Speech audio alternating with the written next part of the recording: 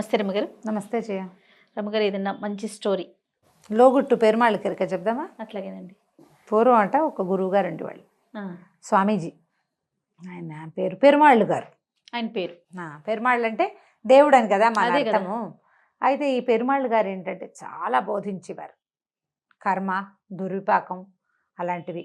తర్వాత నేను నాదన్న భావాలు ఉండకూడదు, అబద్ధం ఆడరాదు, ధర్మాన్ని పాటించండి, నీది నాదని తేడా ఉండకూడదు, లోకంలో ప్రతివాడు ఎలా ప్రవర్తించాలో ఓహో బోధించేవారు. జనాలంతా బోధాలు వినేవాళ్ళు. బోధామృతాలు వినడానికి ఈనాడు ఆనాడు ఇది ఎప్పుడో 49లో రాయబడిన కదా, అప్పుడు ఉండేవాళ్ళు అవునవును. బోధామృతాలు వినటానికి. అయితే ఈ వినటానికి వచ్చిన భక్తులు పాపం ఇప్పట్లాగానే అప్పుడు స్వామీజీకి కానుకలు అవి సమర్పిస్తూ ఉండేవారు. మొదట్లో ఏం ఉండేది కాదు, ఆయన ఊరూరా తిరుగుతూ ఆధ్యాత్మిక ప్రసంగాలు చేస్తూ తిరుగుతూ ఉండేవారు. కొంత శిష్యగణం కూడా వెనకాల తిరిగేది.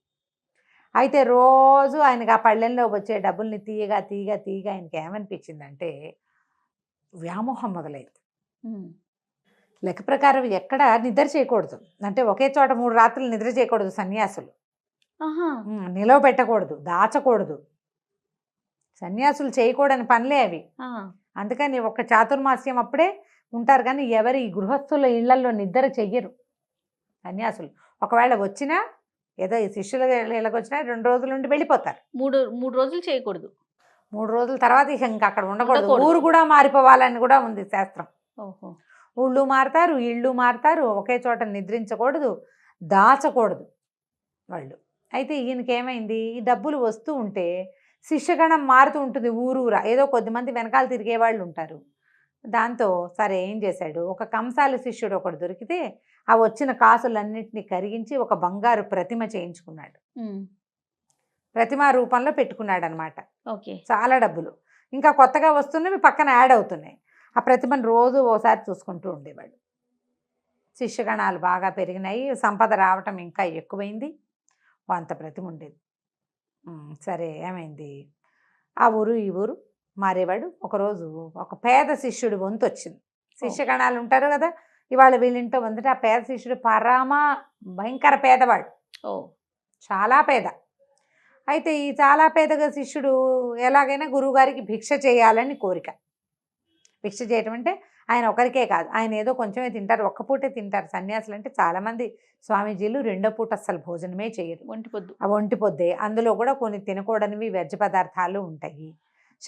షడ్రసోపేతంగా తిన్నా కొన్ని పదార్థాలు వర్జిస్తారు. ఆయనతో పాటు వచ్చిన శిష్యగణము, ఆ పూట ఆయన్ని చూడడానికి వచ్చిన భక్తగణము, ఈయన స్పీచెస్ వినడానికి వచ్చినటువంటి మహాభక్తులు, వీళ్ళంతా కూడా ఏ ఇంట్లో భిక్ష జరిగితే ఆ ఇంట్లోనే సాపాటి భోజనం చేస్తారు, ఖర్చు కాదు. అవును. అయితే ఈ పేద భక్తుడు బాగా ఆలోచించుకున్నాడు, భార్య తను, ఆమెకి ఎలాగైనా భిక్ష చేయాలి గురువుగారికి అని ఉంది.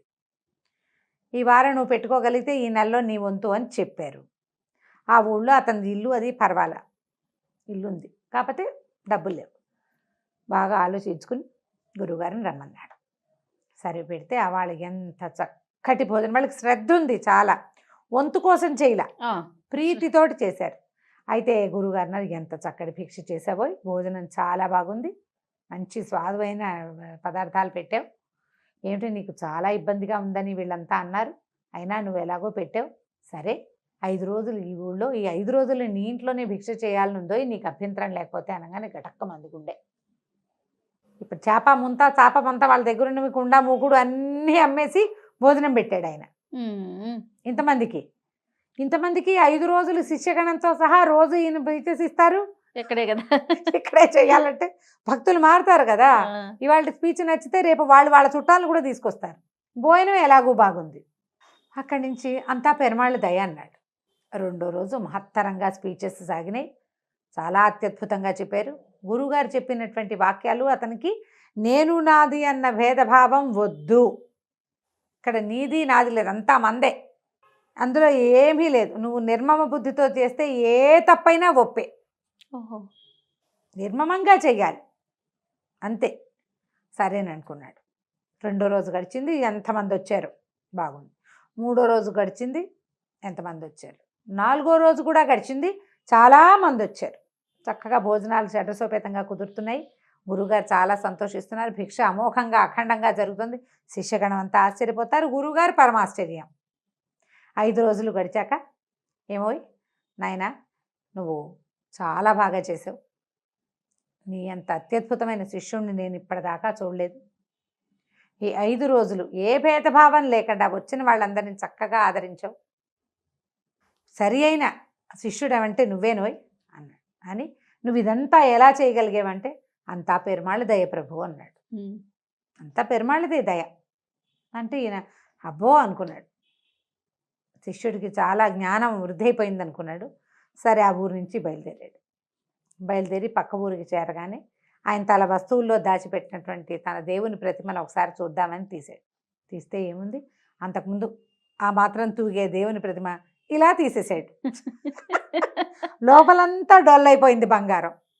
ఈయన ఏం చెప్పాడు, నీది నాదని భేదభావం లేదు, అదే కదా, అందరికీ ఉపయోగపడమే మానవ జన్మకి సార్థకత. నువ్వు ఈ జన్మలో ఉపయోగపడు, వచ్చే జన్మ లోపల నీకు ముక్తి వస్తుంది కదా. మరి పెరుమాళ్ళకి అంతా పెరుమాళ్ళ దయ అంటే పెరుమాళ్ళు ఎవరు ఇక్కడ? ఒకటి తను, రెండోది ఈ ప్రతిమ. అంతే, ప్రతిమని 5 తులాలు చేసేసాడు. 5 కేజీల ప్రతిమ 5 తులాలు అయిపోయింది. రోజుకో చెక్క ముక్క కొట్టేసి లోపల భాగం అంతా గోకి గురుగారిదే. మరి ఆయన ఏం చెప్పాడు, నీది నాది భేదభావం వద్దన్నాడు కదా. లోగుట్టు పెరుమాళ్ళ విగ్రహం బాగానే కనపడుతుంది, లోపల నుంచి లాగేశాడు మొత్తం. రోజు బంగారం కాస్త ముక్కలు ఆకు రావటం, అమ్మేసి భోజనం పెట్టేయటం. గురుగారిది అయితే ఏమిటి, నాదైతే ఏమిటి, అంతా మందే కదా. నీది నాదని భేదభావం లేదు. గురువు గారికి డక్కు పెట్టింది. ఏమనుకున్నాడంటే, ఓరి నాయనా నేను ఒట్టి స్పీచెసే చెప్పాను, నువ్వు కదా జీవితంలో ఇంప్లిమెంట్ చేసావు. 5 రోజులు తింటం తప్పిస్తే ఇంకోటి ఏం లేదు. శుభ్రంగా తిన్నారు వచ్చిన వాళ్ళంతా, బాగా జరిగింది. అంతా గురువుగారి దయ. దాంతో ఇక నేను దాచకూడదు అనే విషయం ఆయనకు అప్పుడు అర్థమైంది. లోగుట్టు ఎప్పుడు కూడా భగవంతుడికి తెలుస్తుంది. ఇప్పుడు నేనేదో చేస్తా, ఒకడు నేను అనే ఒక ఎంటిటీ, ఎవరో ఒకళ్ళు, ఒక వ్యక్తి అనుకుందాం. ఈ చేసేటప్పుడు నేను ఎందుకు చేశాను అనేది ఎవ్వరికీ ప్రపంచానికి తెలియదు. అవును, కానీ భగవంతుడికి తెలుసు ఖచ్చితంగా. ఆయన ఎక్కడుంటాడు, లోపల పరమాత్మ వ్యవస్థిత అని చెప్తారు. ఈ శిఖలో భగవంతుడు మనకి మన మంత్రపుష్పాన్ని వింటే శ్రద్ధగా తెలుస్తుంది ఎక్కడ ఎలా ఉన్నాడు. ఈ లోపల హృదయానికి కిందగా ఒక నీలం రంగు ఒక కమలం పద్మం ఉంది, ఇలా ఉంటుంది. లోపల అక్కడ విద్యుల్లేఖలాగా మెరుపు తీగలాగా మెరుస్తున్నటువంటి ఒక రేఖ ఉంటుంది. దానికొసన చిన్నది ఒక దీపం ఉంది, అందులో పరమాత్మ ఉంటాడు. ఆ పరమాత్మ ఉన్న నాళ్ళే ఇది శరీరం చక్కగా నడుస్తూ తిరుగుతూ పడుతూ అన్ని రకాల పనులు చేస్తూ ఉంటుంది. పరమాత్మ వెళ్ళిపోయాడు అనుకో, ఏం చేసేదేం లేదు వ్యవహారం. ఇప్పుడు నేను ఎవ్వరికీ చెప్పను, భూప్రపంచం మీద అక్క చెల్లి అన్న తమ్ముడు కూడా చెప్పను, నేనే చేస్తా క్రియ. కానీ ఆయనకి తెలుసు కదా, లోపల వాడు అక్కడ వాడు కాదు, ఇక్కడ ఉన్నాడు కదా ఒకడు, వాడికి తెలుసు కదా నీ లోపలి గుట్టేమిటో, నీ గుణమేమిటో భగవంతుడికి తెలుసు. నువ్వు గుంభనగా ఉండగలవు, కానీ నీ గుట్టు భగవంతుడికి తెలుస్తుంది. లోగుట్టు పెరుమాళ్ళు కెరుక, ఆయనకి తెలుసు లోపలి భాగాల్లో ఏం జరగబోతోంది, లోపల నీ బుద్ధి ఏమిటి, నీ ఇంటెన్షన్ ఏమిటి అనేది నువ్వెవ్వరికీ షేర్ చేయవు, ఎవ్వరికీ చెప్పవు. కానీ భగవంతుడు ఎందు దాచలేవు కదా, ఆయనే కదా నీ యొక్క జీవం. అవును, దాని నుంచి దాచిపెట్టలేము. ఈ కర్మానుభవం ఇప్పుడు గురుగారు చూడు అంత స్పీచెస్ ఇచ్చి ఆయన బంగారు బొమ్మ చేసి దాచుకున్నాడు. మళ్ళీ కొత్తగా వచ్చిన డబ్బులతో ఇంకో బొమ్మ చేస్తాడు. బొమ్మలు దాచుకోవడమే సరిపోతుంది బతుకంతా. ఒట్టి స్పీచెస్తో ప్రయోజనం ఏముంది?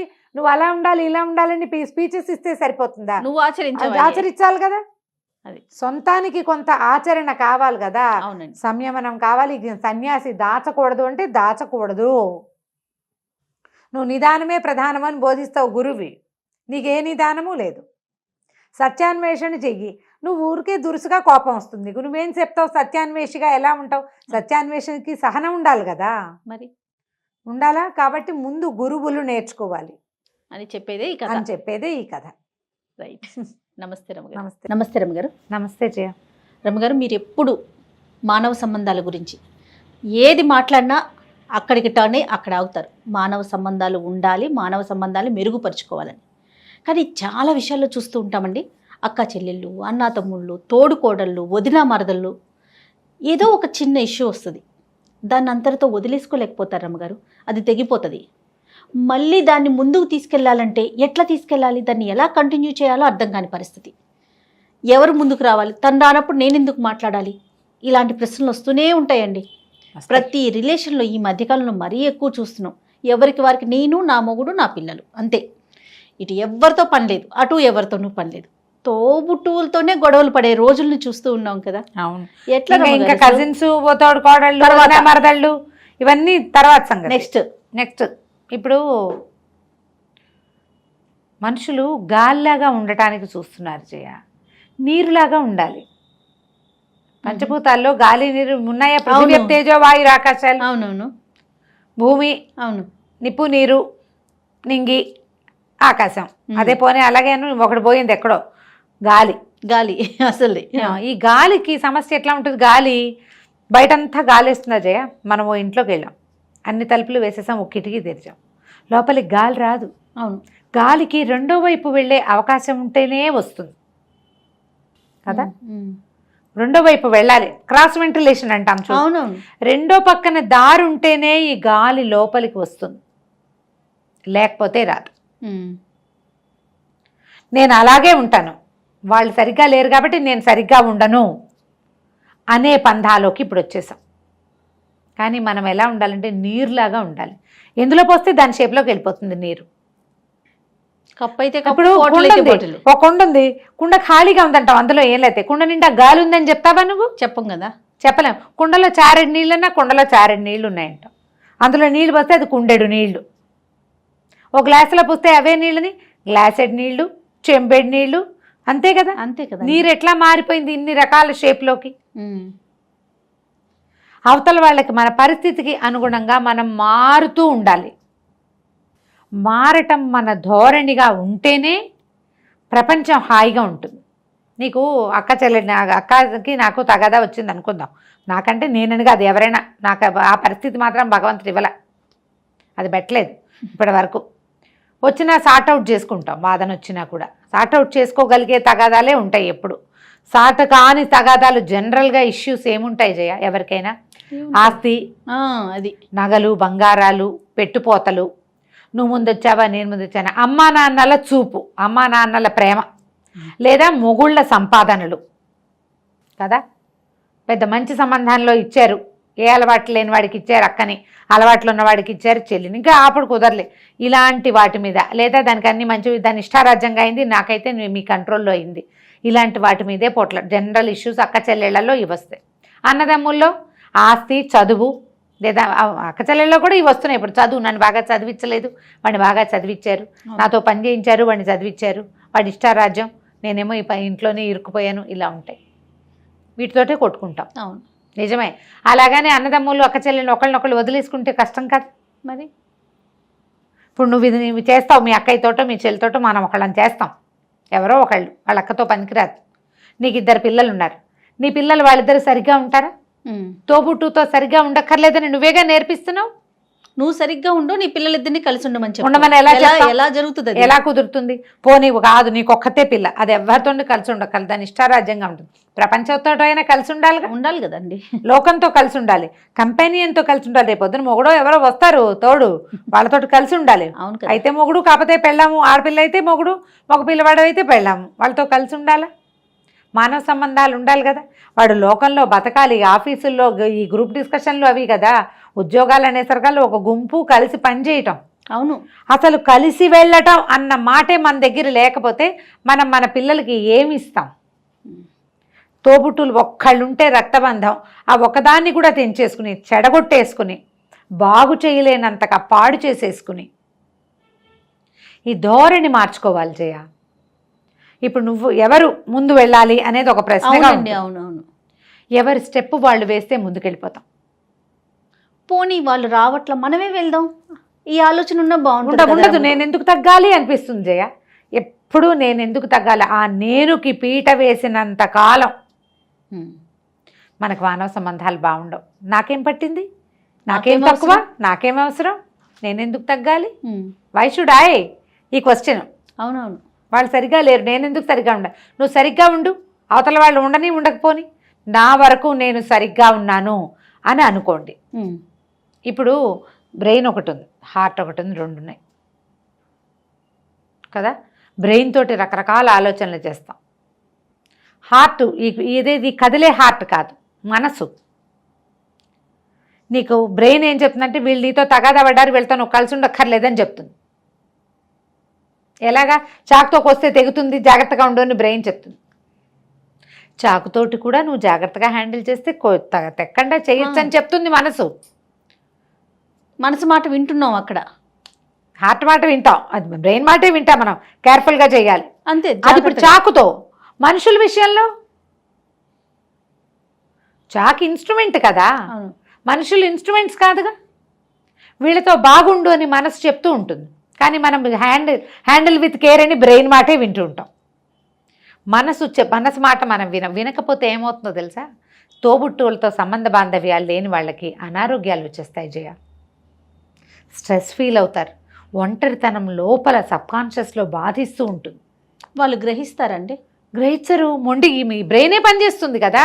నేను ఎందుకు తగ్గాలి, అప్పుడు అలా చేస్తుంది, ఇప్పుడు ఇలా చేస్తుంది, వాళ్ళు అలా చేస్తారు, ఇలా చేశారు, మా అమ్మ కంటే ముందు ఇదే చేసేసింది, అన్ని లాగేసుకుంది, పెట్టలేదు. అన్నదమ్ముల్లో కూడా ఉంటుంది కదా. అయ్యో భయంకరంగా ఉంటుంది వాళ్ళకి. మరి సిబ్లింగ్ రైవల్రీ విపరీతంగా ఉంటుంది.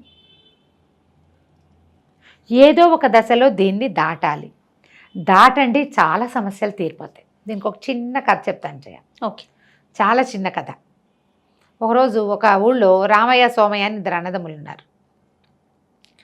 చెరుకో ఇల్లు ఉన్నాయి, ఇళ్ళ మధ్యలో ఒక కాలం ఉంది. రామయ్య గారింటికి ఒకరోజు ఒక రాత్రి వేళ ఒక అతను వచ్చాడు. బాబు పై ఊరండి, ఏదైనా పని ఉంటే చేస్తాను, ఏదైనా పనులుంటే ఇవ్వండి అన్నాడు. ఏం పని చేస్తారు అని అడిగాడు. వడ్రంగినండి అన్నాడు. వడ్రంగి అంటే చెక్క పని చేస్తారు అనేసరికల్లా వడ్రంగి ఆయన అన్నాడు, సరే ఈ పక్కన కాలువ దాటి వచ్చావు కదా, ఆ కాలువ మా తమ్ముడు తవ్విచ్చిందే, కాలువ అటు పక్కన వాడి ఇల్లుంది, నేను అటు రాకూడదని వాళ్ళ ఇంటి వైపుకి రాకుండా ఉండటం కోసం కాలువ తవ్వేశాడు. కాలువ ఎట్లా దాటుతాం, అందుకని నేను ఊళ్ళోకి వెళ్ళడానికి అవతల పక్క నుంచి వెళ్ళాల్సి వస్తుంది. ఇక అసలు తెల్లారితే వాడి మొహం నాకు కనపడకూడదు, పెద్ద దడిలాగా కట్టేసేయండి మా వాకిలికి.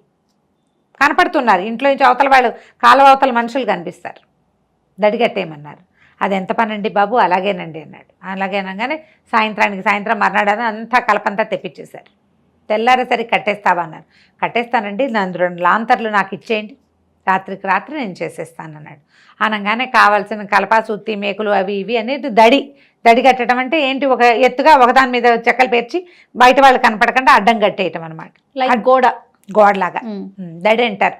తడికలు పెట్టుకుంటాము మనం, ఏదో ఒకటి అడ్డం పెడతాం కదా అడ్డానికి.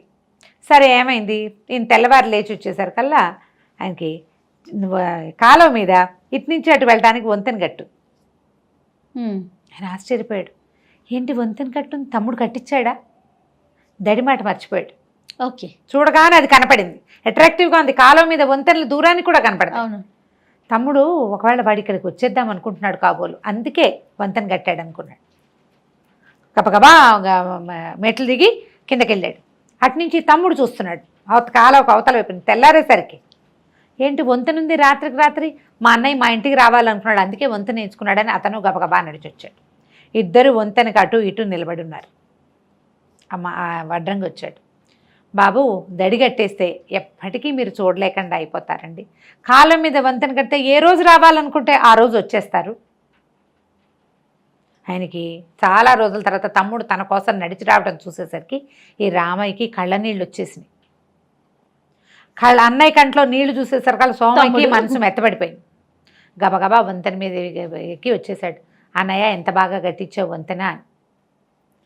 అన్నయ్యే వడ్రంగిని హైర్ చేసి ఉంటాడని తమ్ముడు అనుకుంటున్నాడు, తమ్ముడే కట్టి ఉంటాడని అన్నయ్య అనుకుంటాడు. ఎవరు కడితే ఏముంది, వంతెనే కదా. ఒక మంచి మాట, ఆ వడ్రంగి చెప్పిన మాటకి ఆ రామయ్య కావలించుకున్నాడు. నాయన ఎంత మంచి పని చేసావు, నా కోపానికి ఓ దడి కట్టేస్తే శాశ్వతంగా మా తమ్ముడు మొహం చూడకుండానే అయ్యేవాడిని. అవును, ఇప్పుడు 2 ఇళ్ళకి ఒక దారి ఉన్నట్టుంది. ఇళ్ళ మధ్యలో కాలం ఉంటే దాటలేరు. అవునవును, దాటగలిగే కాలం కాదు అది. ఈ వంతెన ఉండేసరికల్లా ఈజీ అయిపోయింది. అటు నుంచి ఇటు వాళ్ళు వీళ్ళ ఇంటికి వస్తారు, వీళ్ళు వాళ్ళ ఇంటికి వెళ్తారు. ఊళ్ళో వాళ్ళంతా అన్నదమ్ముల ఇళ్ళ మీదుగా నడిచి వెళ్ళిపోతారు.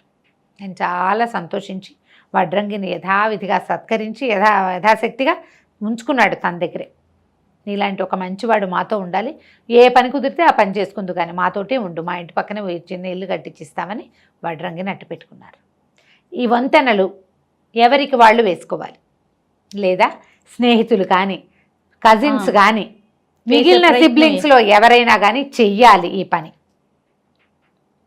వీళ్ళిద్దరు పోట్లాడుకుని విడిపోతే ఇదే అదనుగా పక్క నుంచి వెనకాల నుంచి లాగేయద్దు. ఈ సంఖ్య కూడా ఎక్కువగానే కనిపిస్తుంది. ఫ్రెండ్స్ నీకేం తక్కువ, నీకేం ఇది, నువ్వే అలా కాదు, నువ్వు కట్ చేసుకోవద్దు అని చెప్పరు. మనం డివోర్సుల్లోనూ ఇలాంటివి చూస్తాం. పాపం ఎంకరేజ్ చేసే ఫ్రెండ్స్ ఉంటారు, అలా చేయొద్దు, కలిసి ఉండండి, ఎట్లా కొట్లా ఉండండి అనేవాళ్ళు ఉంటారు. తెగొట్టడానికి చూసేవాళ్ళు ఉంటారు. ఈ అక్క చెల్లెళ్ళ అన్నదమ్ముల సిబ్లింగ్ రైవలరీలో కూడా నీకేం తక్కువ అని రెచ్చగొట్టేవాళ్ళు. ఎంత పాపం వస్తుందో జయ వాళ్ళకి. ఒక ఒక ఒక గర్భవాసాన జన్మించిన వాళ్ళ ఎడబాటుకి కారణమైన వాళ్ళకి మామూలు నరకం రాదు నిజంగా. మనకు ధర్మశాస్త్రంలో దీనికి శిక్షలు ఉన్నాయి జయ. అవునా రమ్మగారు? నేను నిజంగానే చెప్తున్నా. వాళ్ళకి ఏదో ఊరికే శాపం పెడుతున్నాను అనుకుంటున్నావు నువ్వు, కాదు. శాస్త్రంలో చెప్తారు, భార్యాభర్తల్ని ఎడబాపు చేసిన వాళ్ళకి, అన్నదమ్ములు అక్క చెల్లెళ్ళనిగా ఒక ఏకగర్భ సంజాతులకి ఎడబాసేలాగా చేసిన వాళ్ళకి, అంటే గర్భంలో నుంచి బయటకు వచ్చిన ఇద్దరిని విడగొడితే వాళ్ళకి మహాపాపం వస్తుంది. దానికి సహాయం చేయకూడదు. నీకు కుదిరితే హెల్ప్ చేయి, లేకపోతే ఊరుకో. తుష్ణీభావం వహించడానికి పాయింట్ ఉంటుంది. నోరు మూసుకు ఊరుకోవటం, ఊరుకున్నంత ఉత్తమం లేదు. ఊరుకో, సమయం వచ్చినప్పుడు ఒరే అట్లా కాదురా, మీ అన్నయ్య కదరా అని ఒక మాటను. అది చేయకపోతే మాత్రం నిజంగా మీ జన్మలు వృధా. స్నేహితుడైన వాడు ఇంకెందుకు పనికొస్తాడు మంచి మాట చెప్పపోతే? అవునవును, నిజంగా దాకా కూడా కాదు రమ్మగారు, కజిన్సే మన ఇంట్లో వాళ్ళే చేస్తారు ఆ తెలివిగల పనులు అలాంటివి. దానివల్ల ఏం లేదు, రేపొద్దున మీ పిల్లలు ఏమవుతారు, మీకు ఎట్లాంటివి వస్తాయో. ఒట్టిగా తగాదాలు పెట్టే వాళ్ళు కూడా కొంతమంది కనపడతారు కదా, ఇక్కడ అక్కడ మాట ఇక్కడ చెప్తూ ఉంటారు. ఎందుకో చెప్తారు అట్లా. ఏమొస్తుందో వాళ్ళకి సంతోషం మనకు తెలియదు. అవును, అసలు మాట దాచరు. ఈ మాట ఇక్కడ చెప్తే ఈ ప్రాబ్లం వస్తుందేమో అని అనుకోరు. ఒకవేళ తగాదా అయినా అన్నదమ్ములు కలిసి ఉండండి అని చెప్పాలి. పోన్లే ఆస్తి తగాదాలు సరే, మొహాలు చూసుకోకుండా చేయటం ఎందుకు? వాళ్ళ ఇంట్లో శుభకార్యానికి నువ్వు వెళ్ళకపోతే ఎట్లా బాబాయివి అని చెప్పాలి. అట్లా చెప్పరండి, చెప్పరు. ఈ చెప్పని వాళ్ళకి పాపం.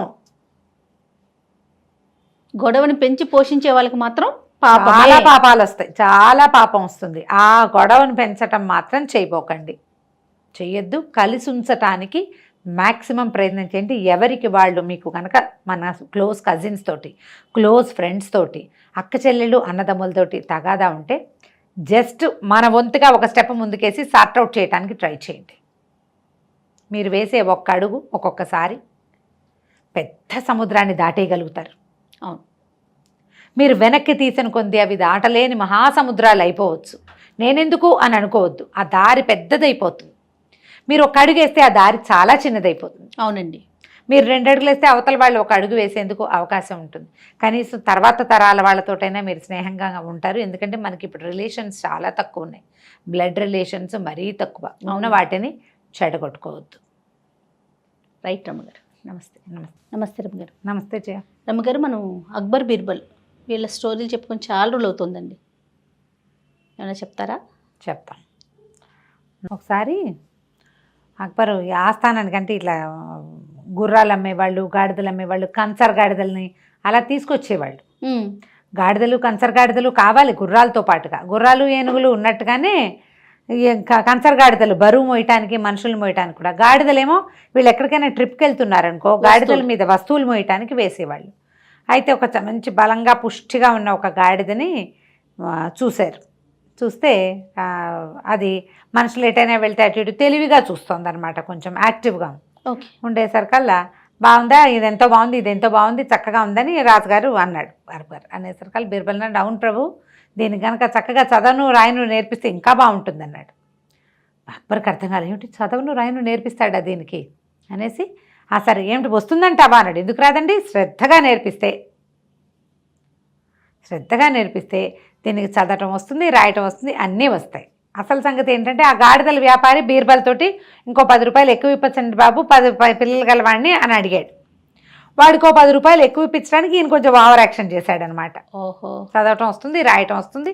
చదవటం ప్రధానంగా వస్తుంది దీనికి, రాయటం ఏముంది, చదవటం కదా ఇంపార్టెంటు అనేసరికల్లా జహాపన్ ఆయనకు సరదా వచ్చింది. సరే చూద్దామని గాడిదల వ్యాపారం ఇదెంతో అని అడిగి, వాడు కొంచెం రేట్ ఎక్కువ చెప్పినా పెద్దగా బేరం ఆడకుండా వాడికి డబ్బులు ఇచ్చేసి గాడిదని తీసుకున్నారు. వీళ్ళిద్దరు వ్యాఖ్యాళ్ళకి వెళ్ళి చేశారు ఈ పని. అక్కడి నుంచి ఆ గాడిద మెడలో తాడు కట్టారు, ఆ పలుపునెత్తి బీర్బల్ చేతిలో పెట్టారు. పరివారం ఉంటారు 25-30 మంది. రాజుగారి వాళ్ళు ఇద్దరే నడవరు కదా, గుంపు ఉంటుంది, అంగరక్షకులు వాళ్ళు వీళ్ళు ఉంటారు. ఆయన ప్రోటోకాల్ ఆయనకు ఉంటుంది కదా. పెట్టేసరికల్లా ఏమిటి ప్రభు నా చేతికి ఇస్తున్నారు, ఎందుకు జహాపన అన్నాడు. అనేసరికి చదవటం నేర్పిస్తానన్నావు కదా, 4 రోజులు ఉంచుకో దీన్ని, చదవటం చెప్పి తీసుకురావాలి, దీనికి చదివించాలి నువ్వు అనేసరికి చుట్టుపక్కల వాళ్ళకి నవ్వొచ్చింది. ఏదో సరదాకి చెప్పాడు, ఏమిటి సీరియస్గా తీసుకున్నాడు దాన్ని. రాజుగారు డక్కుబడింది ఈయనకి గుండెలో, ఏం చేయాలో తెలియలే. సరే తను కొంచెం ఓవర్ యాక్షన్ చేశానని, ఓవర్ యాక్షన్ని జహాపన అడ్వాంటేజ్గా తీసుకున్నాడని, తన తెలివితేటలకు ఒక ప్రశ్న పెడుతున్నారని అర్థమైంది, పరీక్ష. అలాగే ప్రభు అన్నాడు. ఏమి నిజంగా చదవటం నేర్పిస్తావా బీర్బల్ దీనికి అని అడిగాడు ఆయన. నేర్పిస్తాను. అందరూ ఆశ్చర్యపోయి, దొరికేసాడు వీడు ఇప్పుడు. గాడిదకి చదవటం ఏమిటి, గాడిదకి ఏమొస్తుంది, అది గుర్రాలకు ఇచ్చినట్టు శిక్షణ ఇవ్వటం గాడిదలకి కుదరదు, వాటికి నడవటం బరువులు మేయటం తప్ప. అసలు అవి తెలివిగానే, గాడిద అని ఎందుకంటారు, మనుషుల్ని గాడిద అంటారు, తిడతారు. తెలివితేటలు ఉండవు దానికి, తెలివి చాలా తక్కువ ఉంటుంది దానికి, కొన్ని విషయాలు తెలుస్తాయి. గుర్రాల లాంటి శిక్షణ గాడిదలకు ఇవ్వలేకపోతారు. ఓకే, అంత తెలివిగలవి కాదనమాట, అవి తెలివి తక్కువవి బేసిక్గా. అయ్యేసరికల్లా సరే ఒప్పుకున్నాడు. గాడిదకి అయ్యే ఖర్చు కూడా నేనే ఇస్తానన్నాడు జహాపన. అది కూడా బాగానే, గాడిదని తీసుకుపోయాడు. ఎలా ఉంది గాడిద అని వారానికి ఒకసారి ఆయన అడిగేవాడు, బాగుందని వారు. నెల అయ్యింది. ఏమిటి బీర్బల్, గాడిదకి చదవను రాయను ఏమైనా నేర్పించావా అంటే, చదవటం నేర్పించాను ప్రభు అన్నాడు. ఏది చూపించన్నాడు జహాపన. సభికులంతా ఆశ్చర్యపోతున్నారు, దొరికాడు, గాడిదకి చదవటం ఏమిటి అనేసరికల్లా ఆ గాడిదని తీసుకొచ్చి సభలోకి తీసుకొచ్చాడు. ఏం చదువుతోంది మీ గాడిద అన్నాడు. దానికి రోజువారీ ఓ పుస్తకం చదవటం నేర్పించాను జహాపన, పుస్తకం చదువుతుంది అనేసరికల్లా సభికులంతా ఆశ్చర్యపోతారు. ఊరి బీర్బల్ వీడు చాలా తెలియగలవాడని మనకు తెలుసు, ఇంత కాలాంతకుడు అని తెలియదు మనకి. సరే చూస్తున్నారు. బీర్బల్ ఒక పెద్ద పుస్తకం పుచ్చుకొచ్చాడు. పుస్తకాన్ని గాడిద ముందు పెట్టారు. గాడిద ఒకసారి బీర్బల్ కేసు చూసి తలకాయ దించి 4 పేజీ తిప్పింది. 2వ పేజీ తిప్పింది, 3వ పేజీ తిప్పింది, 4వ పేజీ తిప్పింది. తలకాయ ఎత్తి మాట్లాడడం మొదలుపెట్టింది, అంటే అరవడం మొదలుపెట్టింది. పేజీలు తిప్పి అరుస్తోంది, చదువుతోంది అది. అని ప్రజలంతా ఆశ్చర్యపోయారు. రాజుగారు ఆశ్చర్యపోయాడు. చదివేస్తున్నట్టే కదా, పేజీ తిప్పి బయటికి చెప్తోంది, అందులో ఏముందో చెప్పమన్నాడు, చెప్తోంది అది గాడిద భాషలో చెప్తోంది. మరి అంతే. అయ్యేసరికల్లా రాజుగారు అడిగాడు, అక్బర్ అడిగాడు, బాగుంది, ఎంత బాగా నేర్పించావు బీర్బల్, చదువుతోంది ఇది, ఇందుకు ఏమంటోంది గాడిద అన్నాడు. దానికి మనం గాడిద భాష నేర్చుకోవాలి ప్రభు, అది మనకి ఇంకా రాదన్నాడు. పోటీలు అనేసరికి రాజు అన్నాడు, బాగానే ఉంది, గాడిద భాష ఎవరికైనా వచ్చేమో కనుక్కుందాం, అది వేరే కదా, అసలు దీనికి ఇది ఎలా వచ్చింది, నిజం చెప్పు బీర్బల్ అన్నాడు. ప్రభు ఏకాంతంలో చెప్తానన్నాడు. పోనీలే, ఏకాంతంగా వెళ్ళారు, గాడిదని తోలుకుపోయారు. రాజుగారు ఆశ్చర్యంతో, ఎలా చేశామంటే, ఏముంది ప్రభు, నేను ఏదో మాట వరుసకు అన్నాను, ఆ గాడిదల వాడికి ఇంకో 10 రూపాయలు ఎక్కువ ఇప్పిద్దామని మీరు దాన్ని నిజంగా తీసుకున్నారు, మరి అప్పుడు నేను కాదంటే మాట తిరిగిపోయినట్టు అవుతుంది. మీరు నలుగురిలో ఉన్నప్పుడు రాజుగారికి ఒక విచిత్రమైన ధోరణి ఉంటుంది, తన మాట కాదంటే ఆయన నచ్చదు. మరి ఇందాక అలా ఎందుకన్నావు, పోట్లాడతాడు, అందుకని నేను తగ్గిపోయాను. సరే గాడిదని మరి మీరు నేర్పించమన్నారు, ఏదో ఒకటి చెయ్యాలి, అందుకని దానికి ఒక ఉపాయం ప్రకారం నేర్పించాను ప్రభు అన్నాడు. ఏమిటి బీర్బల్ ఉపాయం, ఏం చేసావంటే, 2 రోజులు దానికి ఏం పెట్టలేదండి, పెట్టలేదు, మరి 3వ రోజున దాన్ని నకనకలాడిపోతుంది, కట్టేసింది, దాని దారిని అది గడ్డి వేసేందుకు అవకాశం లేదు. ఈ పెద్ద పుస్తకాన్ని దాని ముందు పెట్టి మొదటి పేజీలో గడ్డి పెట్టా, పుస్తకాన్ని కదిపింది, దానికి లోపల గడ్డి ఉందని తెలిసింది, పేజీ తీయటం తెలుసుకుంది, అది మూత పెట్టి తోసింది, గడ్డి తినేసింది. 2వ రోజు 2వ పేజీలో పెట్టా, 3వ రోజు 3వ పేజీలో పెట్టా, పేజీలు తిప్పి గడ్డి తినటం తెలుసుకుంది అది. అలా ప్రాక్టీస్ చేయించాడు ఈయన. అలా ప్రాక్టీస్ చేయించాము. ఇప్పుడు వాళ్ళ 3 పేజీలు తిప్పాక దానికి అర్థమైంది అందులో గడ్డి లేదని, అందుకని అరిచింది అది. 3 పేజీల్లో ఏముందో అది చదవలేదు, అది ఇంకా పెట్టలేదు ఏమిటి అని ప్రశ్నించింది దాని భాషలో. అంతే చేశానండి అన్నాడు. రాజుగారు ఆశ్చర్యపోయి, పర్వాలేదు, ఇది కూడా తెలివే బీర్బల్, నీకు కత్తికి 2 వైపులా పదనేనయ్యా అన్నాడు. బాగుంది. తెలివి గల కథలు కదా. నిజానికి అక్బర్ బీర్బల్ కథలు పెద్ద పెద్ద ఉండవు, చిన్న కొంచెం చిన్న చిన్న కథలు ఉంటాయి. నసిరుద్దీన్, ముల్లా నసిరుద్దీన్ కథలు, ఈ అక్బర్ బీర్బల్ కథలు ఇవన్నీ చిన్నవిగానే ఉంటాయి. ఇంత చిన్న కథ కదా, ఇంకో కథ చెప్తాం. ఓసారి ఆస్థానంలో ఏదో ఇట్లా మాట్లాడుకుంటే బీర్బల్ వేసిన జోక్కి అక్బర్కి చాలా నవ్వొచ్చింది. అన్నాడు, నీ కడుపు నిండా పెట్టాలన్నదోయ్ నాకు అన్నాడు. పెట్టండి ప్రభు, మీరేం పెట్టినా తింటాను అన్నాడు. అనేసరికల్లా ఈయనకి చక్మని ఒక ఐడియా వచ్చింది. బీర్బల్ శాకాహారి, అతను వెజిటేరియన్. అయితే ఈయన ఏమన్నాడు, ఏం పెట్టినా తింటావా అని అడిగాడు అక్బర్. తింటానండి అన్నాడు. నువ్వు ఆలోచించుకుని చెప్పాలి, నేను పెట్టింది తినకపోతే కుదరదు అన్నాడు. మీరు పెట్టింది ఎలాగైనా తింటాను. ఆయన స్ట్రైక్ అయింది, రాజుగారు ఏదో పెడుతున్నాడు పెట్టకని నాకని. మీరు పెట్టింది ఎలాగైనా తింటాను ప్రభు అన్నాడు. నీకు నచ్చినా నచ్చకపోయినా, నువ్వు తినేదైనా కాకపోయినా ఏదైనా సరే మీరు పెట్టింది ఎలాగైనా తింటాను ప్రభు అన్నాడు. అనగానే ఒరే పట్టుకురండి రా అన్నారు. అని ఒక కోడిని తెప్పించాడు. ఆ కోడిని చేతిలో పెట్టారు. దీన్ని తింటావా అని అడిగాడు. తింటాను ప్రభు అన్నాడు. అదేంటి బీర్బల్, నువ్వు శాకాహారివి కదా అన్నాడు అక్బర్. దాందేముంది ప్రభు, కోడిని కోసుకుని తినక్కర్లేదుగా, అమ్ముకుని కూడా తినచ్చు, ఎలాగైనా తింటానని చెప్పా కదా. కోడిని అమ్మేస్తాను, వచ్చిన డబ్బులతో పాయసం చేసుకుని తింటాను. తెలివి, బ్రెయిన్ వాడడం. ఇప్పుడు షార్ప్ డైలాగులు కొట్టే వాళ్ళు చాలా మంది ఉన్నారు కదా మనకి, వాళ్ళందరికీ ఆర్జుడు బీర్బలే. అంతే, మాట ఏదైనా సరే నువ్వు ఎలాగైనా తినమన్నావు, కోసుకుని తినాలి, కోసుకుని వండుకుని తినడం ఎందుకు, అమ్ముకుని తినచ్చు కదా, అమ్ముకునైనా తినేసేయచ్చు కదా.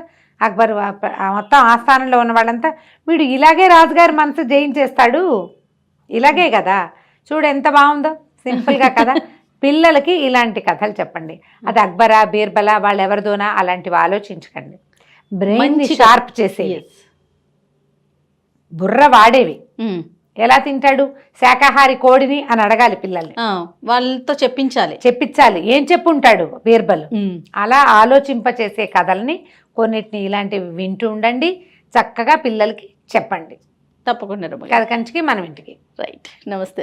నమస్తే రమ్మగారు. నమస్తే జయ. చందమామ కథ ఏదైనా ఒకటి చెప్పండి అండి. కాజీ చేసిన మోసం చెప్తాం. అంటే మనకి ఈ కథల్లో బాగ్దాద్ కథలు అవి కనపడతాయి కదా చందమామ కథల్లో. ఇది 50s 60sలో వచ్చిన కథ. అందులో ఒక రాజుగారు ఉన్న సమయంలో ఆయన ఒక స్టోరీ అనమాట. సుల్తాన్ మొహమ్మద్ అని ఆయన రాజుగా ఉన్నాడు. ఆయన కొంచెం ధర్మ పరిపాలన చేసేవాడని అంటారు. ఆ కాలంలో ఒక వర్తకుడు ఉండేవాడు. ఇతను ఏంటంటే చాలా ప్రేమించి ఒక అమ్మాయిని పెళ్లి చేసుకున్నాడు. భార్యాభర్త చాలా అన్యోన్యంగా ఉండేవాళ్ళు. అయితే ఈ ఊళ్ళో బిజినెస్ వ్యవహారం అంతా అయిపోయాక పై ఊరు వెళ్ళి సంపాదించుకురావాలని అతను ఉద్దేశపడ్డాడు. సరే, మరి భార్యని ఎవరికైనా అప్పచెప్పి వెళ్ళాలి. ఆమె పుట్టింటి వాళ్ళు ఈ దేశం వాళ్ళు కాదు. ఇక్కడ తోడు లేకుండా ఒంటరిగా అయిపోతుంది. బాగా ఆలోచించి ఏం చేశాడు, ఆ ఊళ్ళో ఒక కాజీ గారు ఒక ఆయన ఉండేవాడు. ఆయన చాలా ధర్మాత్ముడని మంచివాడని పేరుంది. ఈయన ఏం చేశాడంటే ఆ కాజీ గారి దగ్గరికి వెళ్ళి, ఏమండి మరి నేను ఇలా వ్యాపార నిమిత్తం వెళ్ళాలనుకుంటున్నాను, నా భార్య ఒక్కతే ఉంటుంది, కుటుంబం లేదు ఇక్కడ, మరి మేము వేరే దేశం నుంచి వచ్చి ఇక్కడ సెటిల్ అయ్యాం, ఆమె పుట్టిల్లు వాళ్ళు వేరేగా ఉన్నారు, మరి మా భార్యని ఈ సంవత్సరం పాటు, సంవత్సరం అనుకుంటున్నా, 9 నెలలకి 10 నెలలకు కూడా నేను వచ్చేయచ్చు, కాస్త మీ ఇంట్లో ఉంచి కాపాడండి, మీ దగ్గర అట్టె పెట్టుకోండి అన్నాడు. సరే, వాళ్ళ ఇంటికి తాళం వేసి ఈ తాలూకు పెట్టే బేడ అవన్నీ ఈ కాజీ గారింటికి చేర్పించారు. కాజీలు అంటే ఇప్పుడు ముస్లిమ్స్ కదా, వీళ్ళు కొంచెం పరదా పాటిస్తారు కదా. కాజీ గారు కొంచెం పెద్దవాడు కూడా, వాళ్ళకి 3 మంది పిల్లలు ఉన్నారు. వర్తకుడి భార్యకి ఇంకా పిల్లలు లేరు. సరే, ఈ అమ్మాయి ఆ లోపల జనానాలో వాళ్ళతో పాటు ఉండేది. ఉండగా 8, 9, 10 నెలలు గడిచాక ఒకరోజు ఏదో సందర్భంలో ఆ అమ్మాయి ఆ జనాలలో నుంచి బయటకు వచ్చినప్పుడు ఎప్పుడో చూశాడు ఈయన కాజీ గారు ఆ వర్తకుడి భార్యని. ఎంత అందంగా ఉందో. ఆయనకి అప్పటిదాకా ఎప్పుడూ లేని దుర్బుద్ధి ఒకటి ఏర్పడింది. ఈ పిల్లని స్వాధీనపరచుకోవాలి, ఇవ్వకూడదు, వెనక్కి పంపించకూడదు అని.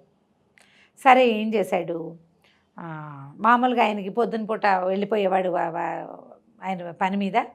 మధ్యాహ్నం ఆయన ఎక్కడుంటే అక్కడికి భోజనం పంపించేవాళ్ళు.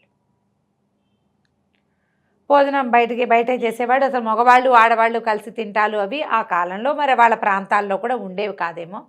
ఒకరోజు వర్తకుడి భార్య, కాజీ గారి భార్య, నేను పుట్టింటికి వెళ్ళొస్తాను పిల్లల్ని తీసుకుని, ఇంట్లో మన వర్తకుడి భార్య ఉంటుంది, ఆ అమ్మాయి ఇంటిని అమ్మాయికి అప్పచెప్పాను, 2 పూటలే నేను వెళ్ళి పిల్లల్ని తీసుకుని వెళ్ళొస్తానని చెప్పింది. ఆ వర్తకుడి భార్య కాజీ భార్య చాలా స్నేహంగా ఉండేవాళ్ళు.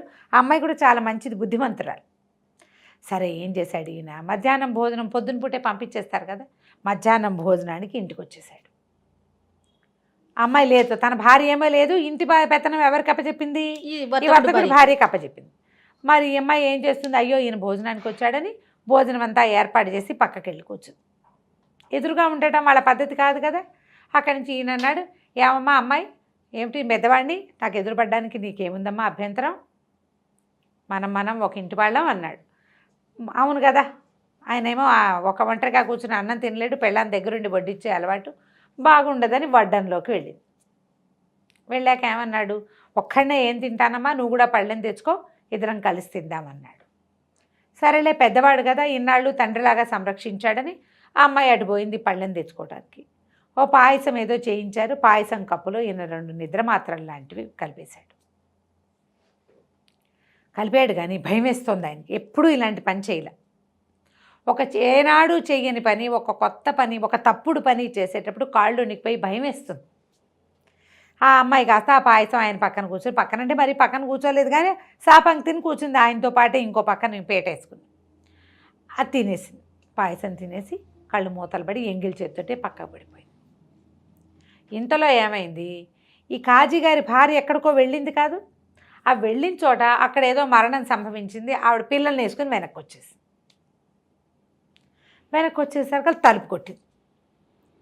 పిల్లలు భార్య సందడి వినపడేసరికి ఈయన హడిలిపోయాడు. ఈ పిల్ల తనతో అన్నం తింటాం ఓ తప్పు, ఆడమగా వేరే వాళ్ళ భార్యతో కూర్చొని అన్నం తింటాం స్పృహ తప్పి పడిపోయింది. మాత్ర పనిచేసింది, ఏం చేయాలి, అక్కడి నుంచి ఏం చేశాడు, ఈ అమ్మాయిని లాక్కుపోయి సామాన్ల కొట్లో వేసేసాడు. కాళ్ళు చేతులు ఉనికిపోతున్నాయి, ఆయనకి భయం వేసేస్తోంది. ఎవరు రాకపోతే ఏం చేసును, మేబీ ఏం చేసేవాడు, ఏం చేద్దామనుకున్నాడు, ఏదో ఈ పని చేసేసాడు. ఆ తర్వాత ఏం చేయాలనేది ఇంకా ఊహించలా. కొంప మునిగిపోయినట్టు ఆ అమ్మాయి కాస్త వచ్చేసి అక్కడి నుంచి తలుపు తీశాడు. బానిస పిల్లలు ఎవరో ఉండే వాళ్ళ ఇంట్లో వాళ్ళని పంపేశాడు. వెళ్ళి తలుపు తీసి రుసరుసలాడుతూ, ఏమిటి అన్నదింటూ తలుపు తీయాల్సి వచ్చింది, ఈ కొంప ఎవరికి అప్పచెప్పావో, అదేమిటి నేను వర్తకుడి భార్యకి అప్పచెప్పాను కదా, ఏమో ఆవిడెక్కడుంది, ఆవిడెక్కడ లేనే లేదు, నేను చూడలేదు, నాకు తెలియదు అన్నాడు. నిర్కాంతిపోయింది. అదేమిటి ఆ అమ్మాయి చాలా మంచిది, నేనే అన్నం పెట్టుకు తింటానంటే, అసలు ఆ అమ్మాయి ఎట్టాంటిది కాదు, పిల్లల్నే బాగా సంరక్షణ చేస్తుంది. అట్లా ఎందుకు చేస్తుంది, ఆ అమ్మాయి ఎట్టాంటిది కాదు, అమ్మాయి లోపల పనంతా చూసుకుంటుంది, అప్పచెప్పి వెళ్ళినప్పుడు నేను ఎందుకు చేయలేదు, ఏది అని చూస్తే ఎక్కడా కనపడదు, ఏమో ఎక్కడికి పోయిందో అన్నాడు ఈయన. అట్లా లేచక్కపోయే మనిషి కాదు అమ్మాయి. ఇటు తెల్లబోయింది. అదేమిటి అట్లా ఎట్లా అవుతుంది, అన్నం నువ్వు పెట్టుకు తింటే, ఈయనేమో రుసరుసలాడుతూ గబగబా అన్నం తినేసాడు. ఏం చేశాడు, ఆ అమ్మాయి 2వ కంచం పెట్టుకుంది కదా, తలుపు తీసే ముందు ఆ 2వ కంచము పాయసం గిన్నె అన్నీ తీసుకెళ్ళి తొడ్లో పారేసేసాడు. తినేసి లేచక్కపోయింది ఎక్కడికోనన్నాడు. వీళ్ళు తెల్లబోయారు. పిల్లల్ని పంపించింది, ఒరే ఒక పిన్ని ఎక్కడికి వెళ్ళిందో చూడండి రా అని పిల్లల్ని బయటికి. ఆవిడ అసలు బయటికి వెళ్ళే మనిషే కాదు, ఏమైపోతుంది. ఇంతలో ఏమైంది, ఆ వర్తకుడు కూడా వచ్చేసాడు. 10 నెలలు అయింది అతను వెళ్ళి. భార్య మా ఆవిడ ఏదంటే నాకు తెలియదు ఎక్కడికి పోయిందో అంటాడు ఈయన. అసలు ఆ అమ్మాయి అట్టాడిది కాదయ్యా, నిన్నటి కాదు, ఇవాళ పొద్దుటి దాకా ఉంది, నేను రేపు సాయంత్రం దాకా మా ఇంటి బాధ్యత అమ్మాయికి అప్పచెప్పి వెళ్ళాను, అక్కడేదో మరణం సంభవించింది, చిన్నపిల్లలతో ఉన్నామని నేను వెనక్కి వచ్చేసా, అసలు అట్లాంటిది కాదు, చాలా బుద్ధిమంతురాలు అంటుంది ఈ పిల్ల. వర్తకుడు ఏమన్నాడు, నేను ప్రభు దగ్గరికి వెళ్తానని సుల్తాన్ మహమ్మద్ దగ్గరికి వెళ్ళాడు. నా భార్యని కాజీ గారికి అప్పచెప్పాను ధర్మాత్ముడని, ఆయన నా భార్య లేదంటున్నాడు. వాళ్ళ ఆవిడేమో ఈ పొద్దుటి దాకా ఉందంటోంది, తెల్లవారి పొద్దుటి దాకా ఉందంటోంది, ఆయన లేదంటున్నాడు అనేసరికల్లా సరే ఆయన కాజీని పిలిచారు. కాజీ గారు ఏం చేశాడు, చుట్టుపక్కల ఒక 3 మనుషుల్ని మాట్లాడుకున్నాడు సాక్ష్యం చెప్పడానికి. ఆయన భార్య మంచిది కాదని, 3 నెలల క్రితం నుంచే వీళ్ళ ఇంట్లో లేదని, పెళ్ళాలని రానివ్వరు సభలకి, పెళ్ళాం ఇంట్లోనే విడిపోయింది, ఆవిడ నెత్తినోరు కొట్టుకుంటుంది, అయ్యో చెల్లెలాగా చూసుకున్న బంగారు తల్లి, ఎంతో మంచిది, పిల్లలకి జళ్ళేసేది, పెద్ద పిల్లలకి అన్నాలు పెట్టేది, వంటలో సహాయం చేసేది, వంట బాగా చేస్తుంది, ఈ డ్రెస్సు కుట్టింది, ఈ చొక్కా కుట్టిందని చూపిస్తోంది, చంటి పిల్లలకి చొక్కాలు కుట్టిందని చుట్టుపక్కల వాళ్ళకి చూపిస్తోంది. కానీ ప్రభు దాకా అవన్నీ వెళ్ళవు కదా. ఈ 3 సాక్ష్యాలు చెప్పారు, ఏమని 3 నెలల క్రితం నుంచే అమ్మాయి ఇంట్లో లేదని, 3 నెలల క్రితం దాకా ఉందని, ఎక్కడికో వెళ్ళిపోయిందని, ఆ అమ్మాయి ప్రవర్తన మంచిది కాదని.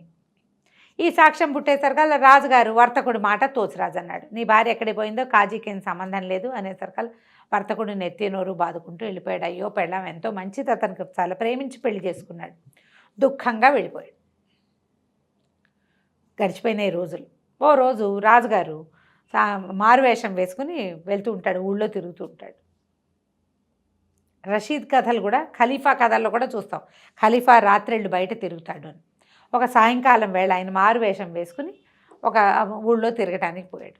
ఓ చోట ఒక చిన్న మార్కెట్ యార్డ్ లాగా ఉంది. మా పెద్దవాళ్ళంతా మార్కెట్ యార్డ్లో పనిచేసుకుంటుంటే వాళ్ళ పిల్లలు ఒక పక్కన కూర్చొని ఆడుకుంటున్నారు. రాజు ఆట ఆడుతున్నారు. రాజు, మంత్రి, సైన్యాధిపతి ఆట ఆడతారు కదా పిల్లలు. అయితే ఏమన్నాడు, కుర్రాడు ఒకడు చెప్తున్నాడు, ఒరే సుల్తాన్ మహమ్మద్ లాగా పిచ్చి తీర్పులు చెప్పేవు గనక సరైన తీర్పులు చెప్తానంటేనే నువ్వు రాజు అవ్వాలిరా అంటున్నాడు కుర్రాడు. అనేసరికల్లా నేను సరైన తీర్పే చెప్తానన్నాడు రెండో కుర్రాడు. వాడు రాజు, వీడు సైన్యాధిపతి.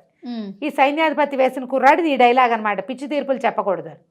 ఆ రాజు ఆశ్చర్యపడితే, నేను పిచ్చి తీర్పులు చెప్తానా అంటే ఇలా చెప్పుకుంటున్నారా, ప్రజలు చెప్పుకోకపోతే పిల్లలకి ఎలా తెలుస్తుంది?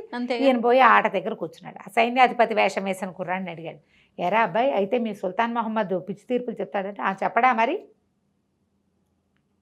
చెప్పడా, అట్లాగే పిచ్చి తీర్పులే చెప్తాడు.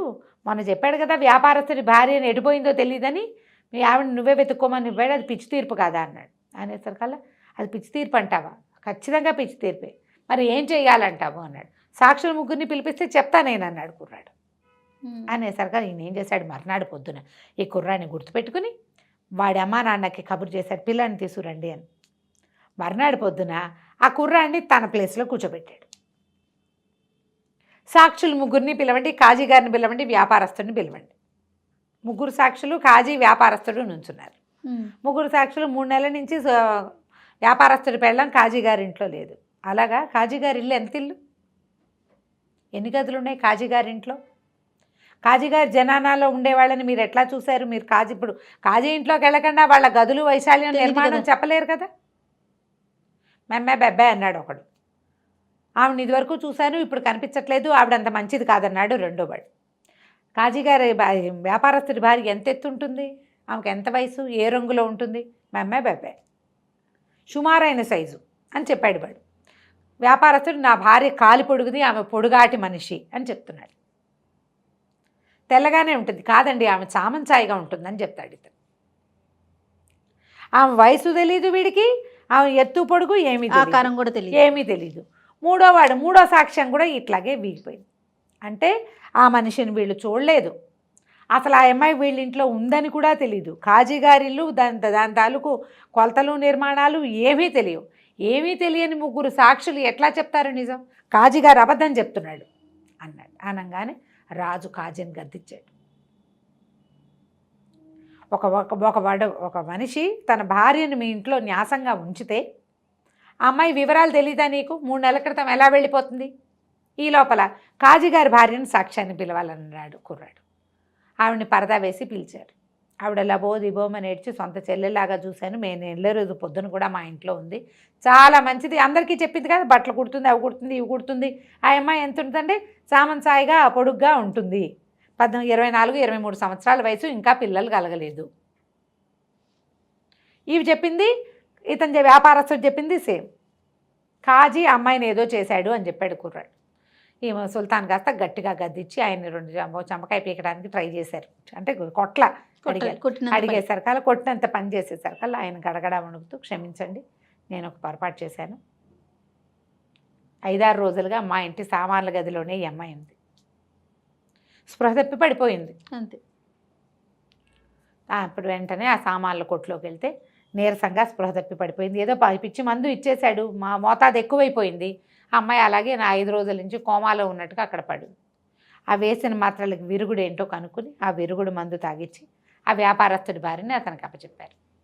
కాజీ గారు చేసిన మోసం ఇలా బయటపడింది అన్నమాట కుర్రాడి తీర్పుతోటి. మరి కాజీ గారికి శిక్ష పడిందా లేదా? శిక్ష పడింది. ఆయన ఆస్తంతా వీళ్ళకి అప్పచెప్పి ఆయన్ని ఊర్లో నుంచి బయటికి పంపించేశారు. అప్పుడు అట్లా చేసేవాళ్ళు. ఆయన భార్య, ఆయన పిల్లలు, ఈ లెక్క లేదు, ఈ లెక్క లేదు. ఇది ఆ చందమామలో వచ్చిన కథ. చాలా బాగుంది రమ్మగారు. నమస్తే. నమస్తే.